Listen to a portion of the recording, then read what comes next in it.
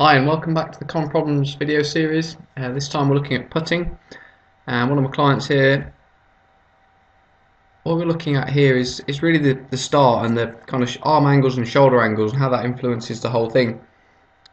So Andrew's always had a pattern of having a very straight right arm and getting a very high right shoulder. So the one on the left, again, it's not far out at all. It's a pretty good putting action, to be fair, but we can just see this right shoulder going slightly high. Now most good putters, or the best putters, rarely get that shoulder going up very much. It can depend on what kind of grip and arm structure they're using and style, but for Andrew really his right shoulder goes up, left shoulder going down, his head moves very slightly towards the target and down here, and on the way through it moves a little bit more again. His throat and neckline almost moves down and toward the target further.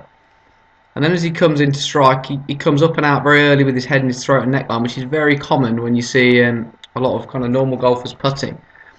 So as soon as that throat and neckline moves, then especially if it kind of moves towards the target, it's really going to affect the direction of the stroke and the path of the stroke and the angle that you can hit up or down at the putt.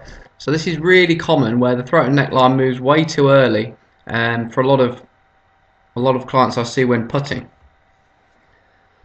So for Andrew here, we got more tilt on his shoulders through tucking his right arm or his trail arm more, and more angle in his right arm and wrist, which you see with a lot of good putters.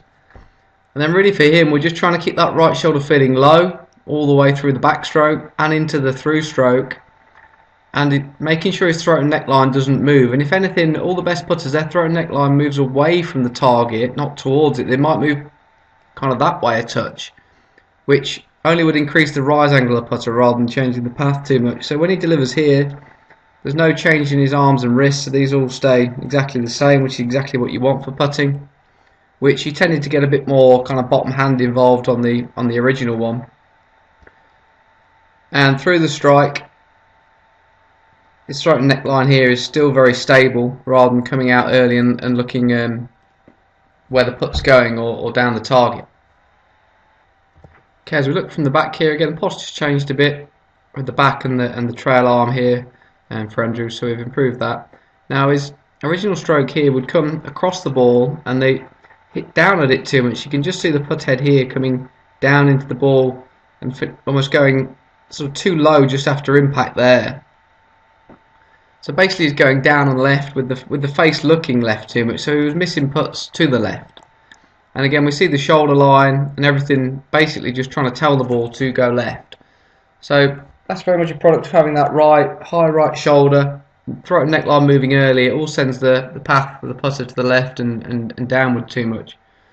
So the new one, again, posture's changed a bit, and the concept of keeping the right arm and shoulder very low on the backstroke, and then as it comes through, keeping it very low with the shoulder and the arm on the through stroke, and the throat and neckline very stable or in the same place here when compared to the one on the left was critical. And obviously the face angle looks square to his body like this now rather than over here.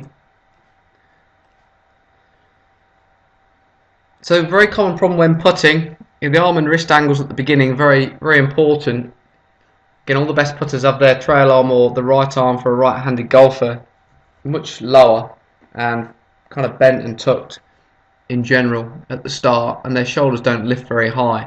And the second thing is not letting your throat and neckline move towards the target, because this is one of the most common problems I see when giving putting lessons. Is a combination of these two issues. So they're definitely worth considering for your putting, and I hope this video helps and look forward to seeing you soon.